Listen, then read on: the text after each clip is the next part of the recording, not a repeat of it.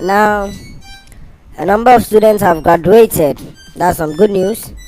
150 of them, both males and females, from a from the technical school sector, training in oil and gas. Now, we already know how important oil and gas is to the economy, and if we are to exploit them the natural way, the normal way, and to put them to good use, we wouldn't be having some of the economic troubles some people claim we are facing today. So this is good news that many more people have graduated in this sector. Now these graduates made up of 127 males and 23 females. They completed a 6-month program in mechanical, electrical, instrumentation and processing engineering at the Jubilee Technical Training Center, also known as JTTC, which is at the Takrady Technical University area there. So the training was sponsored by the Petroleum Commission. We heard they spent about $1 million on that training, and it's part of the efforts by the government to train more people to work in the oil and gas sector under its Accelerated Oil and Gas Capacity Program, also known as the AOGC. Now, these students graduated with CT and GALT International Vocational Qualifications Level 3 certification. I'll take it again: CT and GALT International Vocation Qualifications Level 3 certification, and it makes them qualified for employment in the upstream petroleum and even as well as other allied industries globally, and not just in Ghana. Now, you know, this AOGC program, this Accelerated Oil and Gas Capacity Program, is aimed at developing requisite technical skills for Ghana's upstream oil and gas and other extractive industries. Ever since news came that Ghana has also discovered oil, and we have oil, it was only normal for us to make sure that we'll be able to exploit it, and exploit it the right way. So the only way to go about this was to develop the right skills, technical skills, for us to do that the right way and to do it efficiently. This is serving as a major boost to deepen the localization policy for the sector, where it's better if we ourselves are exploiting and using our own resources instead of giving the majority of that work to foreigners to do, and then we will not know the head and tail of it, whereby they will be taking everything and we'll be just taking peanuts. So all this is part of that aim and that program. Now, the president established and launched this program back in 2017, and it was to enhance local, capacity to access opportunities in the upstream oil and gas sector. Though 150 people have trained for it, I'm hoping that many more numbers will also graduate in the very near future, because we need more and more of this skilled labor in this sector. Think of it: if Ghana is a major exporter of oil and gas, you know what that will mean for Ghana. And remember, this is not something that would finish today. It's always going to be there. You get it? So if we are doing this the right way, I'm telling you, if Ghana is serious about this oil and gas thing, even everybody in the nation is supposed to own at least 2 cars, because things are going to be so well with the nation. Like, certain things shouldn't be a problem. Rent and all of these things will not be a problem anymore, because this is a serious economy booster, oil and gas. I mean, we've seen it in many nations, and I don't even have to talk too much about it. You already know when it comes to oil and gas, even oil alone, not to even talk of oil and gas. You get it? So that is it. Just for us to be more serious about it. Now, at the graduation ceremony, the Minister of Energy, Dr. Matthew Opoku Prempeh, he had a speech read on his behalf by his deputy, who is Andrew Ejapa Mercer. In that speech, they said one key component of Every progressive society was a well-developed human resource capacity. And this is just what I've said. You have to develop that labor properly and use it efficiently and effectively.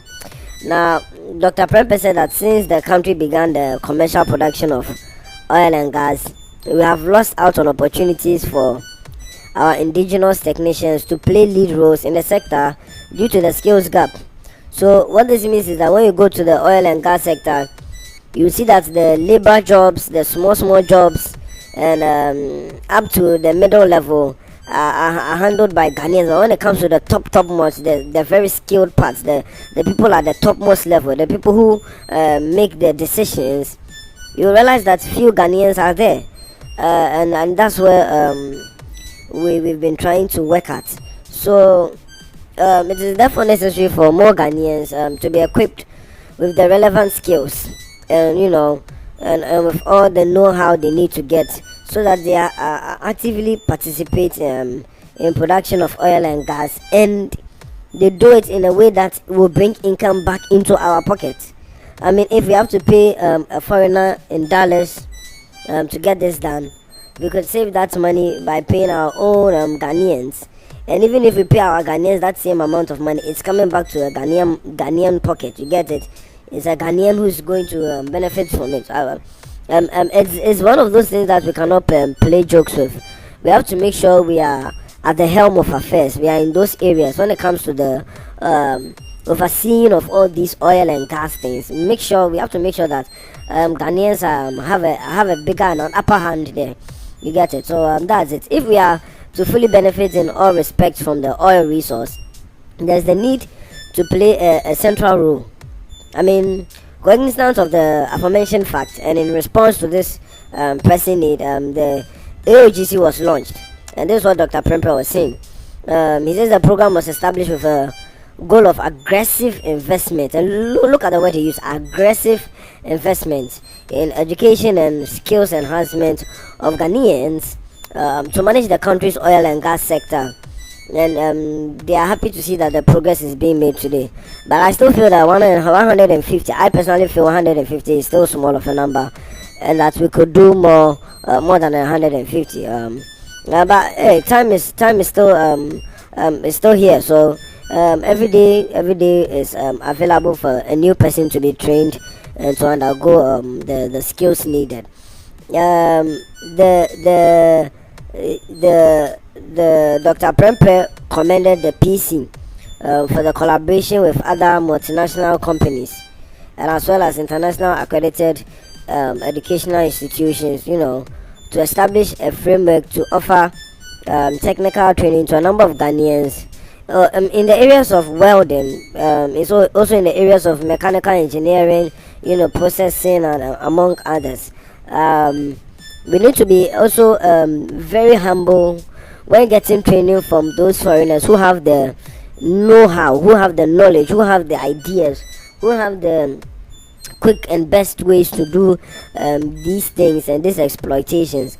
Know that if you have no idea about it, you have to humble yourself so that you get the best from the one who's already well versed in that area. So this is not just to the graduates, this is to the whole oil and gas sector.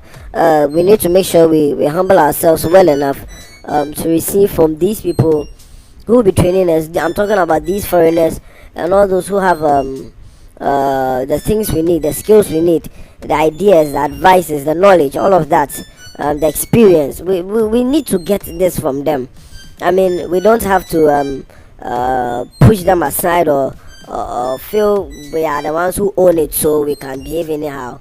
Because hey, at the end of the day, if you have something and you cannot use it properly, what use is it? You get it? What good is it if it's in your hand, yet you cannot use it? You get what we're saying? So yeah, let something be done about that. And we need to also look at humility. Humility is a very serious thing we need in our personal work, not even in the oil and gas sector alone. Just as Ghanaians, we need to learn to be more humble, learn to lower ourselves a little more, because that's the only way we'll be lifted up. You get it? Okay, now the chief executive officer of the PC, whose name is Egbert Faibin Jr.